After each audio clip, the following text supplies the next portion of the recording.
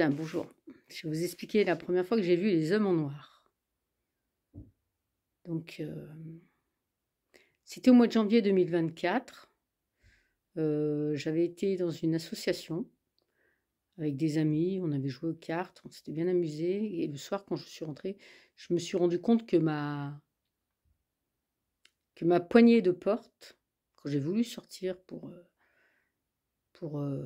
faire sortir mon chien, que ma poignée de porte avait été dévissée par l'intérieur. Enfin, elle était dévissée. Et c'est vrai qu'à cette époque-là, j'avais une trappe qui était accessible de chez moi, qui donnait sur le grenier. Donc ça veut dire que soit les personnes se sont introduites par le grenier et ont dévissé cette poignée de porte pour pouvoir, je sais pas, soit rentrer par la porte parce qu'ils avaient peut-être du matériel à rentrer ou je ne sais pas. Et donc, comme des vis de l'intérieur étaient dévissées, en fait, j'ai sorti ma chienne et j'avais mon amie qui était pas très loin et je lui ai demandé justement si je pouvais aller dormir chez elle parce que j'étais vraiment très fatiguée. Pour plus de sécurité. Donc, la première nuit, je suis arrivée chez elle, c'était, je me souviens, c'était un dimanche soir. Et toutes les 15 minutes, j'entendais comme ça soufflait comme ça. Je me demandais ce que c'était. Bon, je n'avais pas l'habitude de l'appartement, donc je ne me suis pas inquiétée outre mesure. Je me suis endormie, et voilà. Et le lendemain matin, je me suis réveillée très tôt, ça devait être 6h30. J'ai dit à mon ami que je partais et je lui ai demandé si je pouvais revenir la nuit, enfin, ce jour, le soir même. Et elle me dit oui, il n'y a pas de souci, tu peux revenir. Et quand je suis revenue le lendemain, voilà, on a un petit peu parlé avec mon ami, puis après j'ai été me coucher dans ma chambre. Et quand je me suis couchée dans ma chambre, j'avais pas descendu les volets n'étaient pas descendus, et la tête de lit était contre la fenêtre. Donc si vous vous mettiez vraiment au niveau de la tête du lit, vous aviez aucune visibilité sur la fenêtre. Et moi je me suis mis le contraire, c'est-à-dire que je me suis mis la tête au niveau des pieds. Donc, et qu'est-ce que j'ai vu? J'ai vu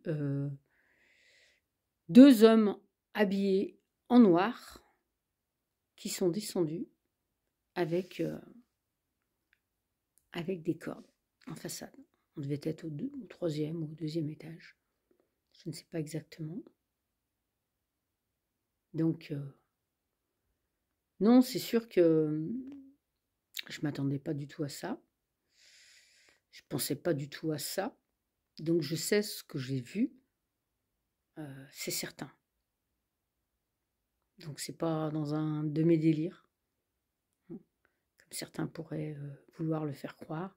Parce que les personnes comme nous, les personnes qui sont persécutées par l'état profond, eh bien, on essaye toujours de les discréditer, on essaye de les faire passer pour des personnes dérangées de l'esprit. Alors, voilà. Et donc, j'ai vu ça, et qu'est-ce que j'ai pu faire? Rien. Rien. Pourquoi? Parce que je me suis endormie. Donc, si je me suis endormie, alors que j'ai vu quelque chose qui m'effrayait par la fenêtre, c'est bien qu'on a fait usage de gaz soporifique sur moi. Et le lendemain matin, quand je me suis réveillée, j'avais des croûtes dans le nez, pleines de sang, qui étaient grosses comme des cranberries. Donc maintenant, il ne faut pas venir me dire que ce soir-là, ou cette nuit-là, il ne s'est rien passé. Il s'est passé quelque chose. Donc, on essaye effectivement de nous faire passer pour des fous, mais moi je vous dis, on est face à un état profond criminel, c'est une mafia, c'est une caste, Et bien sûr, la majorité des services qui sont censés nous protéger sont complices. Oui, je le dis, sont complices. Donc, vous voyez bien tout ce qui se passe. Ça fait sur une période depuis 2021 qu'il s'est soi-disant passé cette super épidémie mortelle, qu'on a fait des injections à tout va. Je sais pas, j'ai entendu dernièrement que les funérariums étaient pleins. J'ai entendu effectivement qu'il y avait plein de personnes qui faisaient des arrêts cardiaques ou faisaient des embolies ou mouraient. Il y avait une mortalité impressionnante. Donc, oui, il se passe quelque chose. Il se passe quelque chose. Donc moi, je vais en tirer mes propres conclusions. C'est à vous de tirer les vôtres. Moi, je pense que nous sommes tous des individus ciblés. Sauf qu'il y a deux phases. Il y a ce qu'on voit et ce qu'on ne voit pas. Moi, je suis dans un harcèlement et une persécution qui est ouverte. Donc moi, je le sais. C'est tout ce qu'il me faut.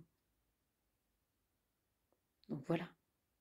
Mais je sais qu'il y en a certains d'entre vous, beaucoup d'entre vous, sont dans une persécution qui est dissimulée. Alors, vous allez me dire, ah bah oui, comment ça se fait justement qu'en en février 2024, j'ai fait faire des prises de sang, j'avais les alates et qui étaient qui montraient une destruction des enzymes du foie, et mon chien, c'est bizarre, avait le même problème, alors qu'on était dans le même environnement.